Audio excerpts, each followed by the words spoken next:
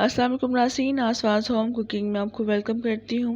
आज मैं आपके साथ गुलाब जामुन की रेसिपी शेयर कर रही हूँ, जिसे मैं ड्राई मिल्क पाउडर से बनाना बताऊँगी। बहुत ज़्यादा सॉफ्ट, स्पॉन्जी और बहुत मज़ेदार से मुंह में घुल जाने वाले गुलाब जामुन बनकर तैयार होंगे। बिल्कुल हलवाई स्टाइल की रेसिपी आपके साथ शेयर कर रही हूँ, तो रेसिपी को स्किप मत कीजिएगा, एंड तक देखिएगा। और अगर आप मेरे चैनल पर नए हैं तो मेरे चैनल को सब्सक्राइब भी ज़रूर कर दीजिएगा। तो चलें मज़ेदार से गुलाब जामुन बनाना शुरू करते हैं।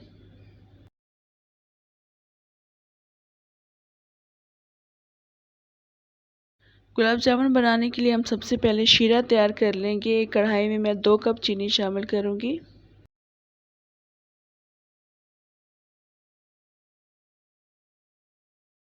इसके बाद इसमें पानी भी मैं 2 कप ही शामिल कर दूंगी, यानी मैंने सेम क्वांटिटी रखी है। 2 कप चीनी और 2 कप पानी का रेशो के हिसाब से मैं शीरा तैयार करूंगी।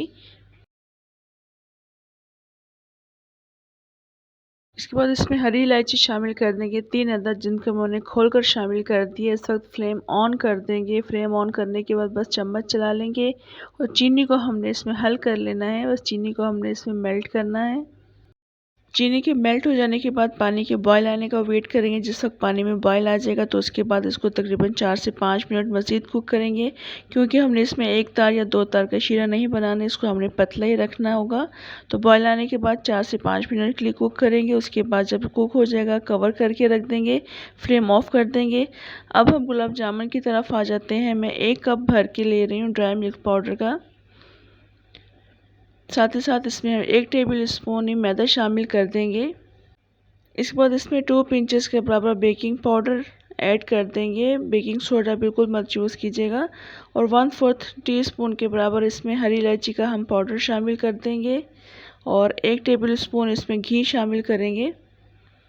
आप देख सकते हैं मैंने इसमें कौन सी मेजरिंग यूज़ की है। जो भी मेजरिंग मैंने चीनी और शीरे के लिए यूज़ की थी, वही मेजरिंग और वही कप मैं इसमें इस्तेमाल कर रही हूँ। तमाम चीज़ों को मिक्स कर लेंगे।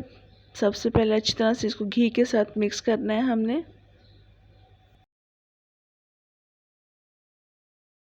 तमाम चीज़ों को अच्छी तरह से मिक्स करने के बाद इसमें 1 अदद अंडा शामिल कर देंगे। और अंडा भी रूम टेम्परेचर पर होना चाहिए, ठंडा अंडा नहीं होना चाहिए। बस इस तरह से अंडे को हम फेंट लेंगे और मिक्स कर देंगे इस आमेज़े के साथ।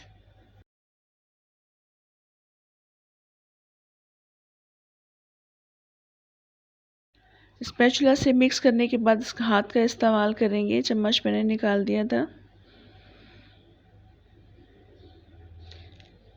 हाथ की मदद से इसको अच्छी तरह से मिक्स कर लेंगे। और ख़्याल रखिएगा इसमें हमने ओवर नीड नहीं करना होता, यानी इसको हमने बस सिर्फ मिक्स करना होता है, इसको गूंदना नहीं होगा। अगर आप ज़्यादा क्वांटिटी में गुलाब जामुन बनाएंगे तो आप ड्राई मिल्क पाउडर में, अगर आपको इसको गूंदने के लिए पानी या दूध की ज़रूरत पड़ेगी तो आप वो भी यूज़ कर सकते हैं, मगर 1 अंडा इस आमेज़े के लिए काफ़ी था।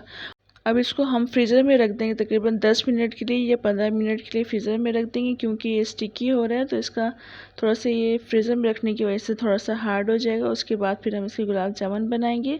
फ़िलहाल अपने हाथों को अच्छी तरह से क्लीन कर लेंगे और आप देख सकते हैं काफ़ी ज़्यादा ये सॉफ्ट है।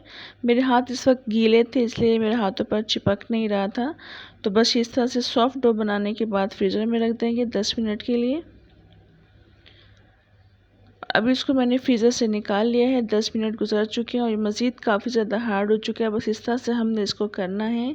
और बस इस वक्त हम इसको अच्छी तरह से क्लीन कर लेंगे। बॉल को क्लीन करने के बाद फिर हम इसको इकट्ठा कर लेंगे।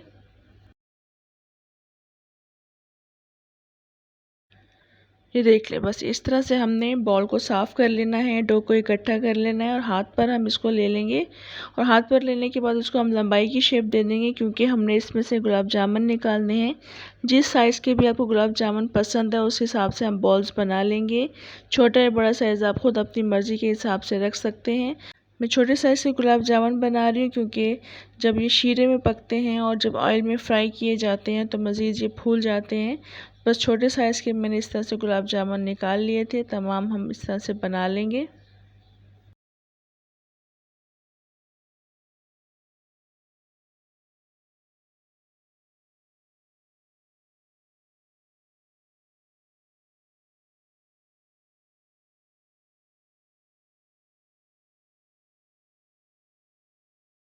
अब इन तमाम गुलाब जामुन को हम शेप दे देंगे और उसको बिल्कुल स्मूथ बनाना है। हमने हाथों की मदद से इस तरह से हम प्रेस करते रहेंगे ताकि इसमें जितने भी क्रैक्स हैं वो सब ख़त्म हो जाएं। और बस इस तरह से हथेली पर लेकर के प्रेस करते रहेंगे, सर्कुलर शेप दे देंगे और बिल्कुल स्मूथ गुलाब जामुन बना लेंगे।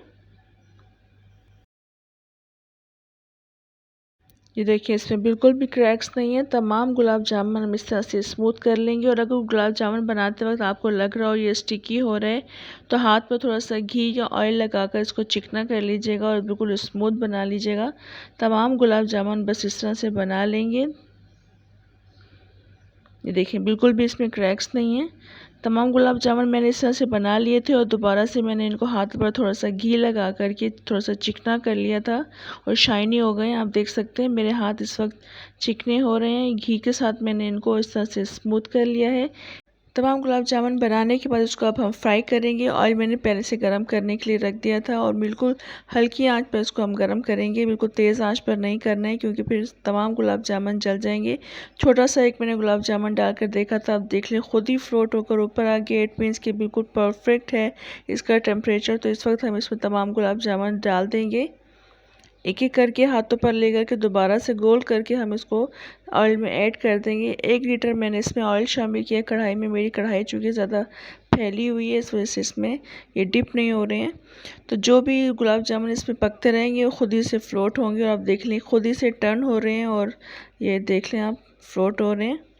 इस वक्त जब ये तमाम गुलाब जामुन टर्न हो जाएंगे तो उसके हम ऑयल को हमने मूव करना है। हम गुलाब जामुन को टच नहीं करना है क्योंकि इस वक्त ये बहुत सॉफ्ट है। तो बस इस तरह से ऑयल को हम मूव करते रहेंगे तो गुलाब जामुन भी खुद ही से मूव होते रहेंगे क्योंकि इनके हमें तमाम साइड्स पर एक जैसा कलर लेकर आना है।